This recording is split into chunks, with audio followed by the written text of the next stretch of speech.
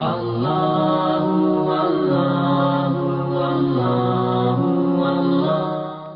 اور جب بات یہاں تک پہنچ رہی ہے میری زبان رک نہیں پا رہی، میں آپ کو وہاں تک پہنچا دیتا ہوں۔ میرے ساتھ سفر کر رہے ہیں، سفر معرفت، تو آئیے سورہ رعد کی گلیوں میں چلتے۔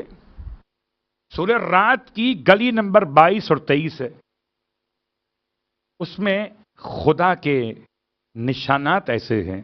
وہ فرماتا ہے جنات عدن یدخلونہا، ایسی جنتیں جو عدن ہیں، یعنی درمیان میں ہیں جنت کے تمام جنتوں کے بیچ میں، یدخلونہا، اس میں رہیں گے خدا کے نیک بندے۔ تو کیا خدا جنت میں بیچلرز کو جگہ دے گا؟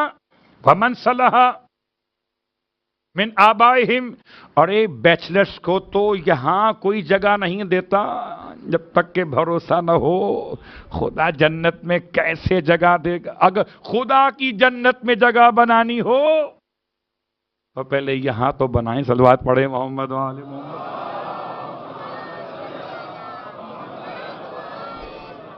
وَمَنْ صَلَحَ مِنْ آبَائِهِمْ وَأَزْوَاجِهِمْ وَذُرِّيَّاتِهِمْ وَالْمَلَائِكَةُ يَدْخُلُونَ عَلَيْهِمْ مِنْ كُلِّ بَابٍ سَلَامٌ عَلَيْكُمْ بِمَا صَبَرْتُمْ وَنِعْمَ عُقْبَى الدَّارِ۔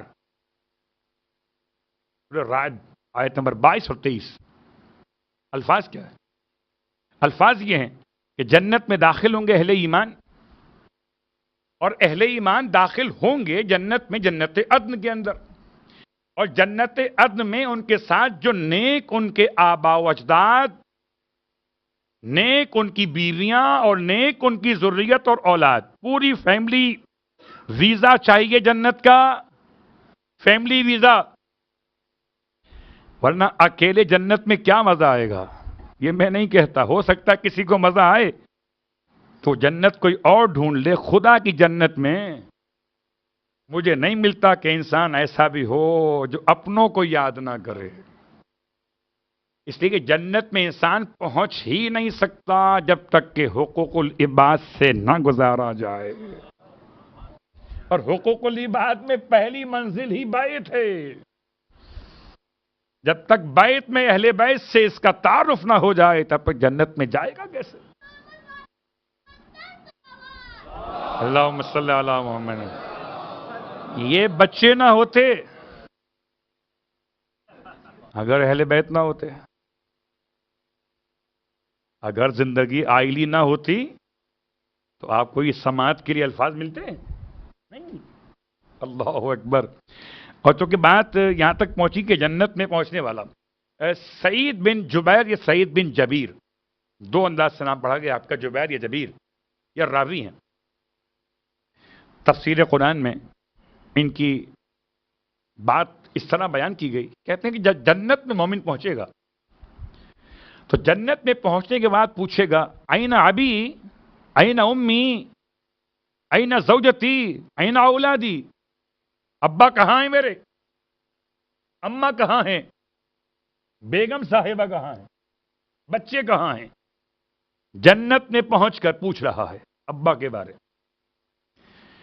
تو جواب ملے گا کہ وہ تو یہاں پر نہیں ہے، تم نے اعمال صالح کیے، تم یہاں پر آ گئے، ان کے اعمال صالح نہیں تھے، یہاں پر نہیں آئے۔ عجیب جملہ ہے۔ اس وقت یہ مومن کہے گا کہ میں نے جو اعمال صالح دنیا میں کیے تھے خالی اپنے لیے نہیں کیے تھے، ان سب کی طرف سے کیے تھے۔ تو خدا اپنے فیصلے کو تبدیل کرے گا، اچھا بلاؤ اس کے ابا کو، بلاؤ اس کی اماں کو، بلاؤ اس کی بیگم، صلوات پڑھے محمد و آل محمد، بلاؤ۔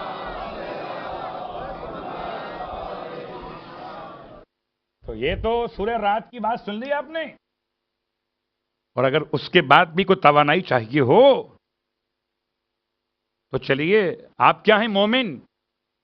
سورہ کا نام بھی مومن ہے، آیت نمبر 8 پڑھ لیجئے گا۔ کیا حاملان عرش کی دعا ہے، ربنا وادخلہم جنات عدن التی وعدتها، اے خدایا داخل کر دے ان کو اس جنت عدن میں جس کا تو نے ان سے وعدہ کیا۔